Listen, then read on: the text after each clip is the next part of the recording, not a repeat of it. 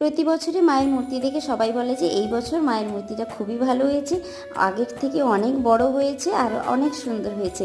এটা তো স্বাভাবিক বলো, মা মানে সব থেকে সুন্দর একটি জিনিস, পৃথিবীর সব থেকে সুন্দরতম জিনিস হচ্ছে মায়ের মুখ, সেটা যেই মায়ের মুখ হোক না কেন। কি ঠিক বললাম কি না, তোমাদের মতামত কিন্তু জানিও। মায়ের কাছে অঞ্জলি দেওয়ার ভিডিওটা তোমাদের সঙ্গে শেয়ার করতেই পারছি না, এত কাজের চাপ। আগের ভিডিওতে তোমাদের সঙ্গে শেয়ার করেছিলাম মায়ের জন্য আমি কি কি কিনেছি না কিনেছি, সেগুলো সবই আগের দিন দিয়ে দিয়েছি মাকে, আর অঞ্জলি আমি আর বাবা দিয়ে তারপরে চলে এলাম। আর সেদিনের যা গরম, এরকম একটা জিনিস তো দরকারই ছিল।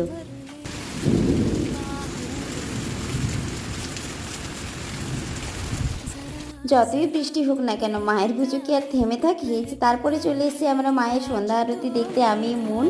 আর এখানে তো ঢাক বাজানোর প্রতিযোগিতা হচ্ছে, আর শেষে মজার সেই বাতাস শরীর দিয়ে আজকে ভিডিওটি শেষ করলাম। দেখা হচ্ছে পরের ব্লগে, টাটা।